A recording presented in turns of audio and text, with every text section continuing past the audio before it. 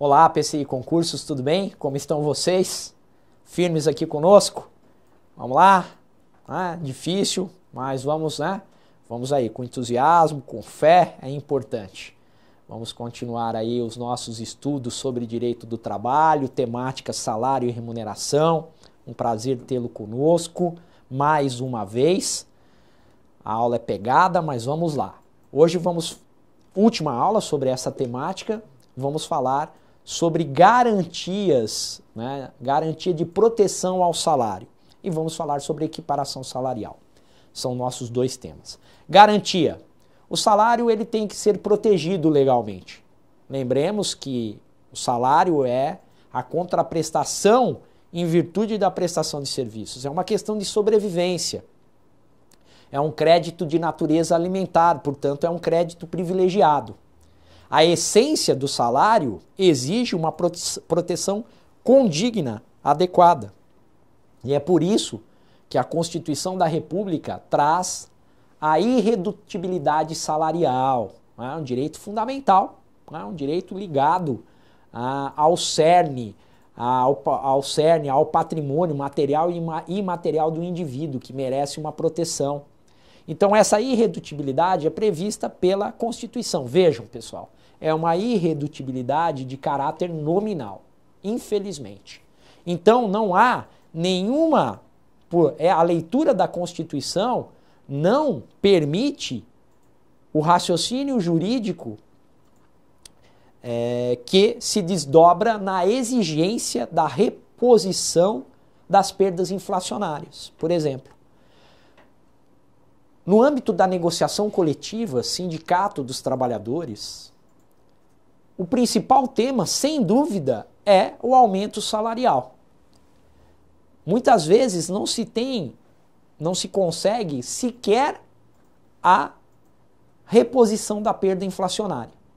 No âmbito dos tribunais regionais do trabalho e do TST, que são as instâncias que julgam os dissídios coletivos, existe uma sólida jurisprudência no âmbito do poder normativo da Justiça do Trabalho que, uma vez não resolvida consensualmente a questão, a sentença normativa impõe ao menos o pagamento, ao menos a reposição das perdas inflacionárias. Isso não é aumento, isso não é ganho salarial.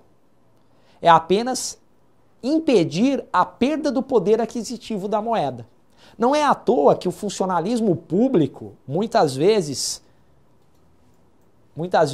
castigado pela imprensa, castigado pelo governo, né? Aqui eu tento me despir das minhas vestes de procurador do trabalho, de servidor público, né? Uma carreira muito bem remunerada, mas vejam, se não há reposição das perdas inflacionárias,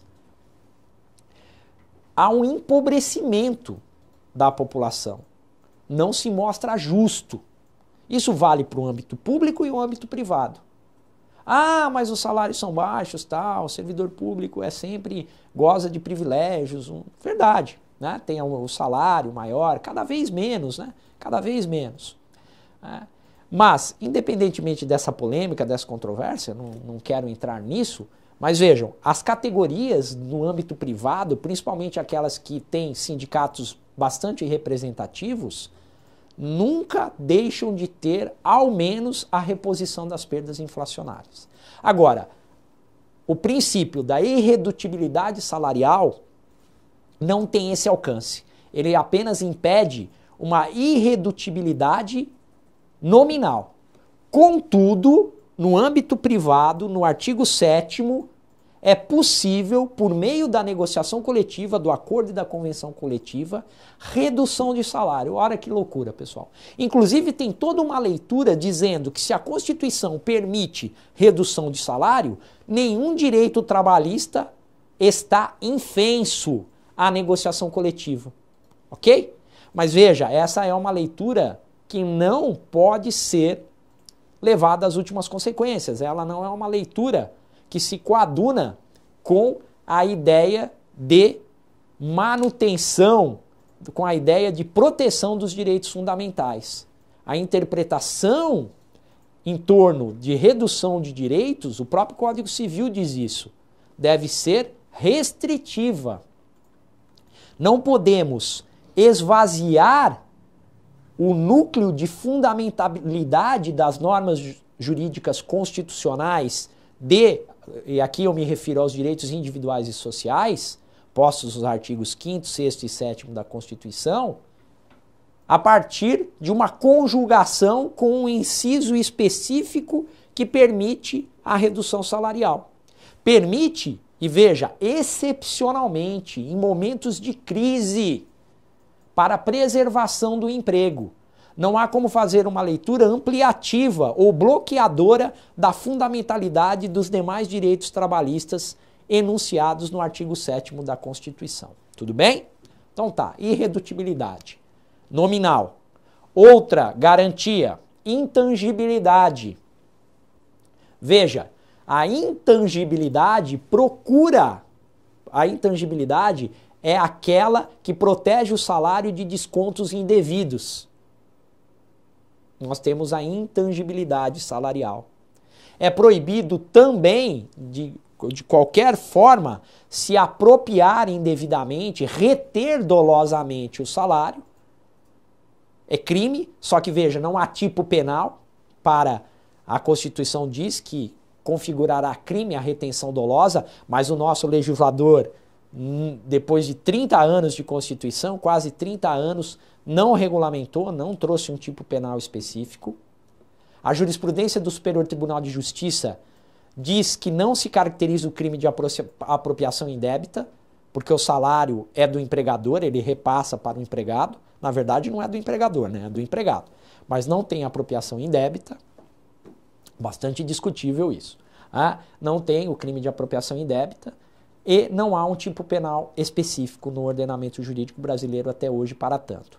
O crédito trabalhista tem privilégios de ordem tributária, lei de execução fiscal, que se aplica em caráter subsidiário à execução trabalhista.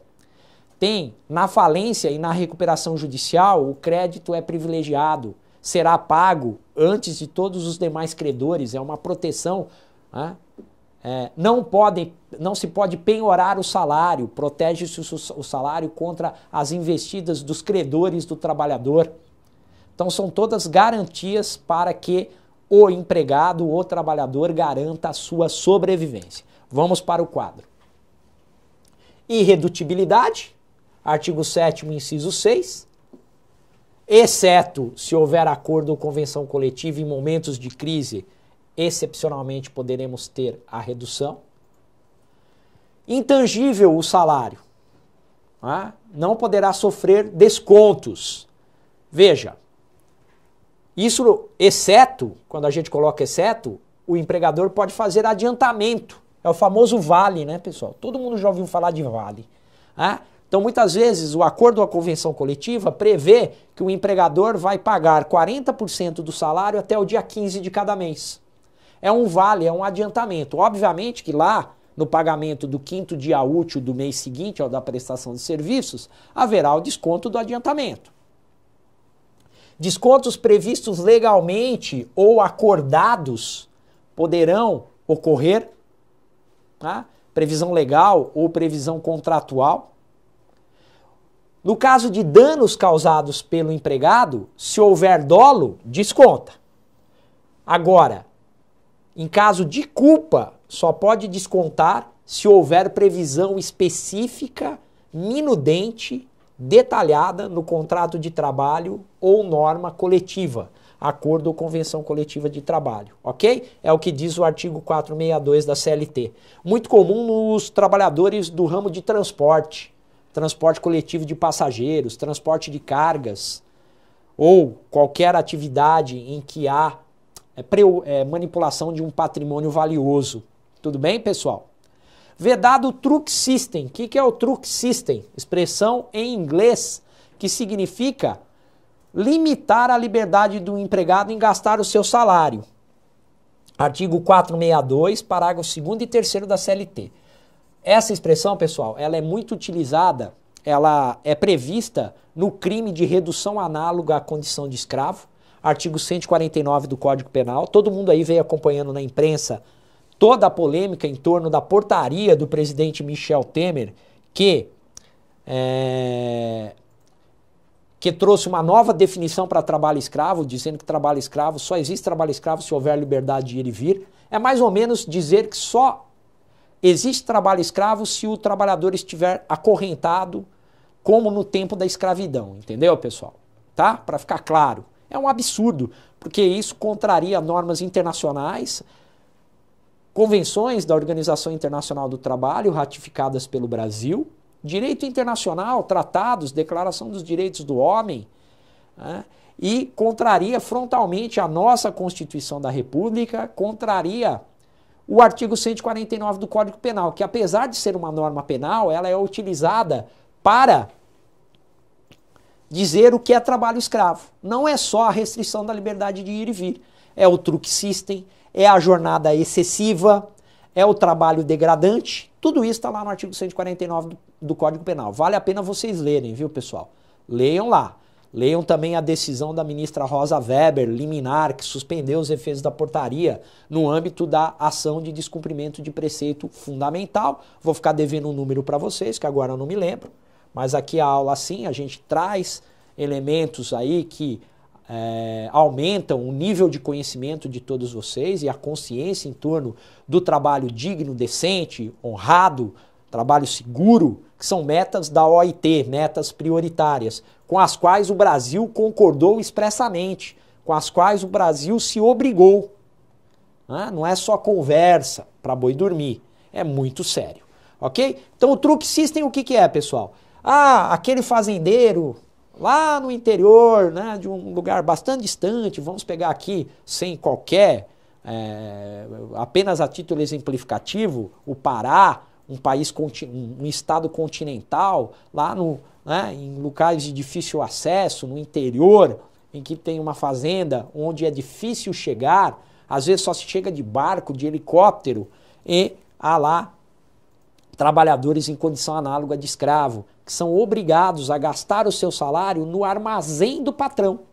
Então o patrão vende lá o quilo de arroz por R$30, certo? Então forma-se uma dívida, na verdade o trabalhador tem retido o seu salário para pagar a dívida, uma vez que ele é obrigado a gastar no armazém do patrão. Se as mercadorias estivessem ali em preços de mercado, tudo bem, afinal é um local isolado, não há comércio por perto, mas não é possível limitar essa liberdade do empregado gastar o seu salário. Isso é truck system e está no artigo 462, parágrafo 2º e 3º da CLT. Pagamento das parcelas incontroversas. Sempre que houver uma reclamação trabalhista individual, na primeira audiência, se diante da confissão do empregador, diante da incontrovérsia em torno de parcelas salariais, há obrigatoriedade de pagamento dessas parcelas incontroversas na primeira audiência, sob pena de multa, da multa prevista no artigo 467 da CLT. Ok? Outra garantia. Outra garantia. Realmente não há sentido em deixar de pagar crédito de natureza alimentar diante da incontrovérsia que cerca o pagamento daquelas parcelas. Na falência, como eu disse, lei números 11.101 de 2005, lei da falência e da recuperação judicial, o crédito é privilegiado até o limite de 150 salários mínimos por empregado, tá, pessoal? Aqui erros de digitação, tudo bem? E o salário é impenhorável, exceto pensão alimentícia. Então, nós vimos aí a proteção ao salário. O que nós temos de fundamental envolvendo essa temática é aquilo que nós expusemos no quadro anterior. Espero que vocês tenham compreendido e que vocês memorizem esses principais eixos protetivos do salário, ok? Vamos falar de equiparação salarial. Equiparação salarial prevista na Constituição Federal, princípio da isonomia, um desdobramento do princípio da isonomia, da igualdade, tanto no seu caráter formal como substancial. Artigo 5º, inciso 1 da Constituição, direito individual fundamental à igualdade, ok? E o artigo 7º traz também a isonomia entre a isonomia entre os empregados, ok? Não podemos ter aí discriminação por motivos de raça, de gênero, de etnia, de condição social, né? Para trabalho de igual valor, igual salário. Este é o mote, este é o dogma, este é o lema. Existem duas convenções da OIT que tratam da discriminação, da necessidade de não discriminar no ambiente de trabalho e não discriminar do ponto de vista salarial. Convenções número 100 e 111 da Organização Internacional do Trabalho. Tudo bem, pessoal? Veja, o mundo inteiro leva muito a sério essa ideia, leva a sério, mas ainda temos muito que caminhar. A necessidade de pagar salários iguais para homens e mulheres, a necessidade de pagar salários iguais para negros e brancos, ok? Não importa, não importa absolutamente a sua condição. É necessário que haja para igual trabalho, igual salário. É o que diz o artigo 7º, inciso 30 da Constituição. Na CLT a previsão está no artigo 461. E na jurisprudência, leiam, vamos ler, né? Mas é importante a lição de casa, súmula número 6 do TST. A questão é, a reforma trabalhista trouxe profundas modificações no artigo 4, profundas não, trouxe modificações importantes no artigo 461 da CLT. Modificações que impactam diretamente os itens da súmula número 6 do TST. Vejam, a reforma trabalhista ela vai impactar diversas súmulas e OJs do TST. E necessariamente terá que haver uma revisão, cancelamento, mudança de redação dessas súmulas das OJs e dos precedentes normativos. Contudo, a reforma, nós não vimos, eu vou gravar uma aula para falar de direito processual, ela dificulta sobremaneira o procedimento para que haja criação, alteração ou revogação de súmulas. Torna praticamente impossível. Amarra, é uma mordaça no Poder Judiciário do Trabalho. No TST, no Tribunal Superior do Trabalho. Então, teremos dificuldades até mesmo para ajustar as súmulas e as OJs. Ok? Mas não é dia para isso, apenas para deixar vocês alertas.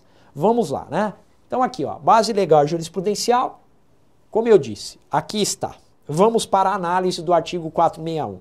Em vermelho, texto da reforma. Texto da reforma. Tudo bem? E por que eu grifei? Porque se compararmos o antigo 461, o que foi grifado é aquilo que mudou. É a principal mudança. Vamos dizer assim, a redação mudou, está em vermelho. O que está engrifado são pontos essenciais, são novidades em relação ao texto anterior. Tudo bem, pessoal? Então vamos lá. Sendo idêntica a função a todo o trabalho de igual valor prestado ao mesmo empregador, a redação anterior também dizia isso. No mesmo estabelecimento empresarial, corresponderá a igual salário, sem distinção de sexo, etnia, nacionalidade ou idade. Pessoal, a novidade é no mesmo estabelecimento empresarial. Por quê? Na redação anterior falava na mesma localidade. E aí a súmula 6, a jurisprudência, nós vamos ver, dizia que entende-se por mesma localidade o mesmo município ou a mesma região metropolitana. Agora não, pessoal. Agora, para que haja equiparação salarial, aquele que pede equiparação salarial é chamado de paragonado. E aquele que é o seu, que é aquele que ganha mais, aquele que você, com quem você quer a equiparação, o seu colega do trabalho é chamado de paradigma, tá bom, pessoal? Então eu ganho 1.000, o meu colega de trabalho ganha 2.000. Eu quero ganhar 2.000 porque eu exerço a mesma função que ele. Mesma qualidade, mesma produtividade, mesma perfeição técnica. Né? Nós fazemos a mesma coisa, só que ele ganha mais do que eu. Então eu quero me equiparar a ele. Eu sou o paragonado, ele é o paradigma. Tudo bem? Espero que, às vezes é confuso isso. Mas, se a função for idêntica, a todo o trabalho de igual valor prestado ao mesmo empregador no mesmo estabelecimento empresarial. Ou seja, se a empresa tiver diversos estabelecimentos empresariais, filiais, ainda que no mesmo município, que na mesma região metropolitana, você não vai poder eleger como paradigma um colega de trabalho de outra unidade. Isso aqui é bastante discutível também, tá, pessoal? Se fizermos aí uma interpretação das convenções da OIT, é possível contestar essa restrição trazida pelo novo texto legal. Tá ok? Mas fiquem aí, então, saibam que agora é no mesmo estabelecimento empresarial. Trabalho de igual valor para os fins deste capítulo será o que for feito com igual produtividade e com a mesma perfeição técnica, entre pessoas cuja diferença de tempo de serviço para o mesmo empregador não seja superior a 4 anos e a diferença de tempo na função não seja superior a 2 anos.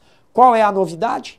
Antigamente só se exigia a diferença de tempo na função. Se o seu paradigma estivesse naquela função há mais de 2 anos, justificado estava o salário maior. Agora, além do tempo na função, tem o tempo no emprego, o que também contraria a súmula número 6. Então agora nós temos um novo elemento, tempo na função e tempo no emprego. Até 4 anos no emprego e 2 anos na função, cabe equiparação. Se suplantar esses períodos temporais, não há que se falar em equiparação. O parágrafo 2º vai falar: os dispositivos deste artigo não prevalecerão quando o empregador tiver pessoal organizado em quadro de carreira ou adotar, por meio de norma interna da empresa ou de negociação coletiva, plano de cargos e salários, dispensada qualquer forma de homologação ou registro em órgão público. Pessoal, esse parágrafo também modificou sobremaneira o que existia anteriormente. Na redação anterior, não cabia equiparação se houvesse pessoal organizado em quadro de carreira, desde que esse quadro de carreira fosse homologado pelo Ministério do Trabalho. Acabou, pessoal. Agora, se tiver quadro de carreira, se tiver norma interna, se tiver acordo ou convenção coletiva com plano de cargos e salários, vale. Não há necessidade de homologação. E não, nessas hipóteses da existência desses atos normativos, não cabe equiparação. Qual era a ideia do legislador anteriormente? Evitar fraude, criação de documentos artificiais, planos de cargos e salários apenas para impedir a equiparação, controle público. Agora, nessa ideia de modernização, de desburocratização, acaba toda e qualquer concepção, necessidade de homologação por órgãos terceiros, por órgãos públicos, ok? Parágrafo 3º, no caso do parágrafo 2º deste artigo, as promoções poderão ser feitas por merecimento e por antiguidade, ou por apenas um desses critérios, dentro de cada categoria profissional. Também, pessoal, mudou totalmente o parágrafo 3º do artigo antes da reforma, do 461 antes da reforma. Antes da reforma, e a súmula também do TST vai dizer o seguinte, que as promoções teriam que ser feitas por merecimento e por antiguidade alternadamente, sob pena de não serem consideradas, sob pena de não valerem e com isso permitir a equiparação. Agora não, agora pode promover, pode usar só merecimento, só antiguidade, os dois, alternadamente ou não, não importa. Ampla liberdade para o empregador, a fim de evita-se com isso a equiparação. Parágrafo 4º é mantido para dizer, né, que o trabalhador readaptado em nova função, aquela pessoa com deficiência física ou mental que é readaptada, ela não servirá de paradigma. Isso é mantido. O que? Aqui tudo bem, aqui lógica, não é, pessoal? Lógico. Alguém sofre lá um acidente, perde a capacidade laborativa, tem um transtorno mental, passa a exercer uma outra função, ele mantém o salário anterior da sua função original, mas aí ele é readaptado, ele não pode ter diminuição de salário, e aí eu peço equiparação com ele nessa situação de readaptado. Suponhamos que é um executivo, né, ou um gerente, e aí eu ganha muito mais do que eu, e aí passa a trabalhar comigo na minha função porque foi readaptado. Realmente não faz sentido pedir a equiparação. O parágrafo 5º vai falar que a equiparação só é possível entre empregados contemporâneos no cargo ou na função, ficando vedada a indicação de paradigmas remotos, ainda que o paradigma contemporâneo tenha obtido a vantagem em ação judicial própria. Pessoal, isso aqui não é de tão fácil compreensão, tá? Mas só para que a gente possa ilustrar e não tornar confuso, tem que haver contemporaneidade, ou seja, o meu paradigma não importa que eu não trabalhe mais com ele, que ele não está mais na empresa. Mas veja, o período, a equiparação, a comparação tem que se dar porque ele, em determinado momento, trabalhou comigo exercendo a mesma função. Ele foi meu contemporâneo. Nós exercemos a mesma atividade durante determinado tempo e ganhávamos salários diferentes, embora nossas funções fossem idênticas. Embora houvesse a mesma presteza, a mesma produtividade, a mesma perfeição técnica. Tudo bem? É nesse sentido, né? O emprego tem que ser contemporâneo, né? Aquela situação foi uma situação contemporânea, coincidente, ok? E eu tenho que indicar eu não posso buscar um paradigma remoto, né? Então suponhamos que o meu paradigma, aquele que trabalhou comigo, conseguiu equiparação em relação a um outro trabalhador. Por sua vez, esse outro trabalhador conseguiu equiparação com outro trabalhador. Vejam, é uma cadeia infinita. Eu não posso buscar no paradigma remoto, o último paradigma não pode ser eleito para fim de equiparação. Ok? Eu não posso indicar, né? A conseguiu equiparação em face de B. B conseguiu em face de C. Tudo judicialmente. C em face de D. D em face de E. Eu não posso eleger como paradigma E. Nada obstante, A, que é o meu paradigma atual, tenha obtido essa vantagem em ação judicial, em que elegeu um paradigma da cadeia de paradigmas. Não sei se foi possível compreender, ok, pessoal? Então veja, nós vamos ver que também a súmula do TST deixa de ter eficácia, ela não vai mais ao encontro desse parágrafo 5º. Nós vamos ver aqui no final da nossa aula. E veja, no caso de comprovada discriminação por motivo de sexo ou etnia, o juízo determinará, além do pagamento das diferenças salariais devidas, multa em favor do empregado discriminado, no valor de 50% do limite máximo dos benefícios do regime geral de previdência social. Os parágrafos 5º e 6º são novidades, ok, pessoal? No artigo 461. Não existiam esses dois parágrafos na redação anterior. No caso do primeiro, do segundo e do terceiro, existiam, mas tudo que está grifado foi modificado, foi profundamente modificado. Mudou totalmente o sentido, o alcance, a interpretação jurídica, o alcance da norma, ok? O 5º e o 6º são novos. O 5º cuida de uma questão jurisprudencial e vem para resolver essa questão, proibir a indicação de paradigmas remotos. No parágrafo 6º, eu crio aqui uma multa por motivos discriminatórios. Essa multa vai reverter ao próprio empregado, ele vai conseguir a equiparação e vai ser aqui beneficiado por uma multa de 50% do limite máximo. Qual que é o limite máximo dos benefícios do regime? Aproximadamente R$ 5.500. Portanto, essa multa aí hoje é de R$ 2.250. Muito pouco, valor irrisório, ridículo. Ah, mas é melhor do que nada. Melhor do que nada é. Mas veja, eu posso pedir danos morais em valor bem superior ao dessa multa.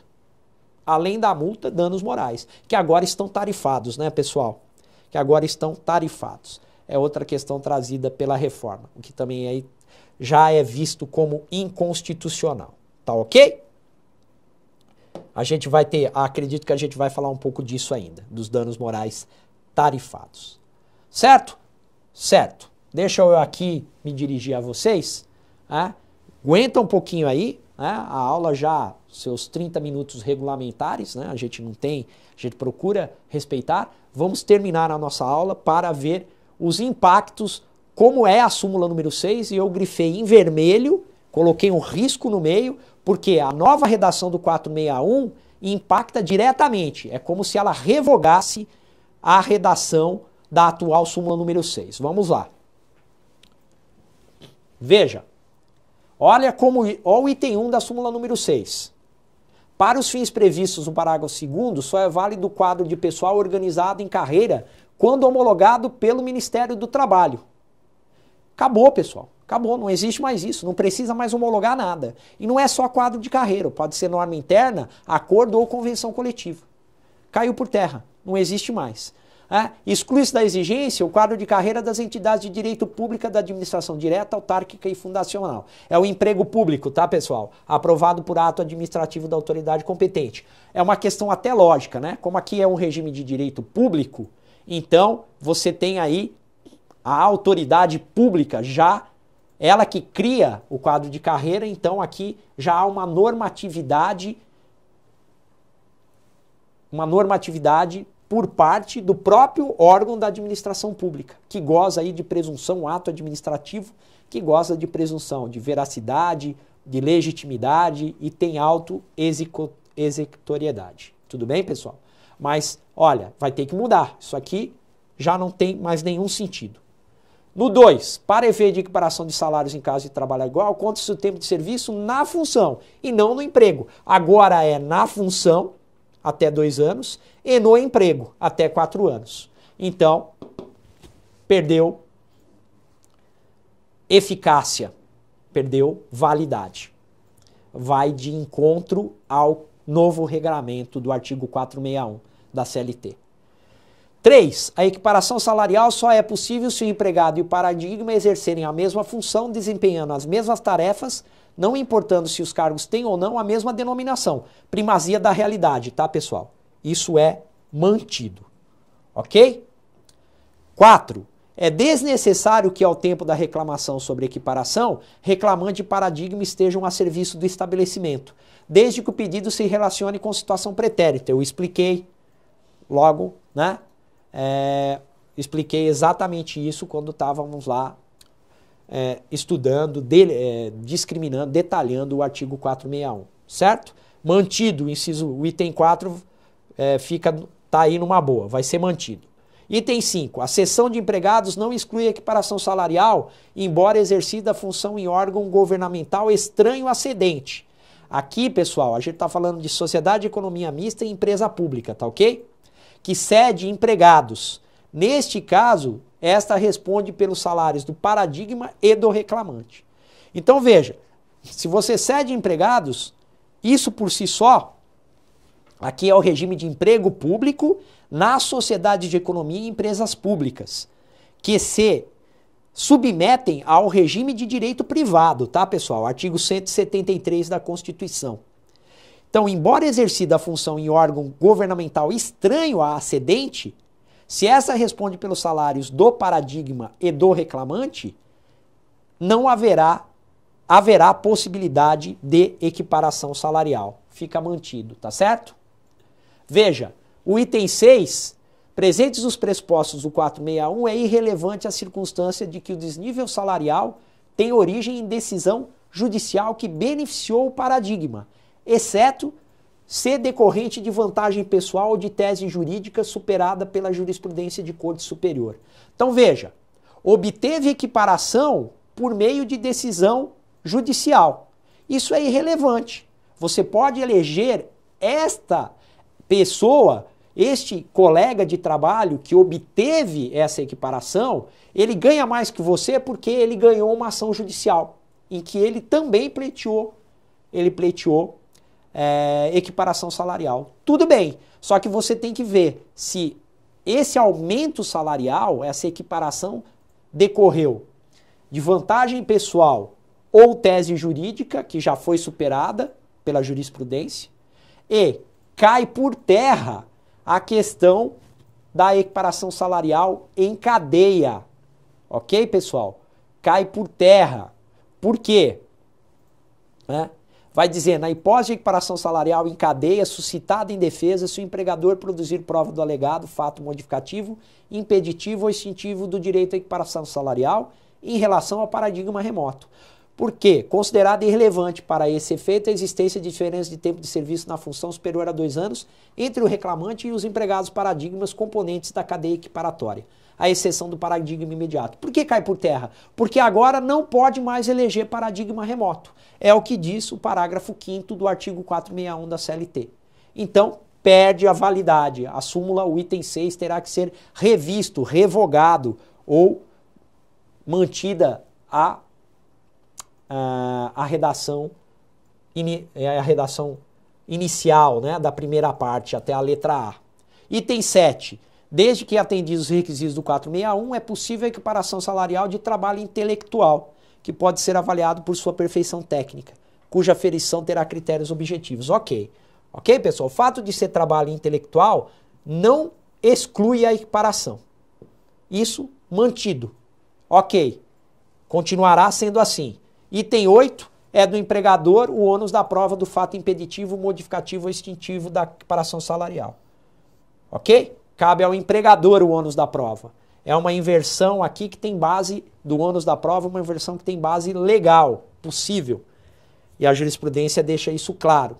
E na ação de equiparação salarial, a prescrição é parcial. Só vai alcançar as diferenças salariais vencidas no período de 5 anos que precedeu o ajuizamento. Não é prescrição total que atinge o mérito do direito, a essência do direito à equiparação.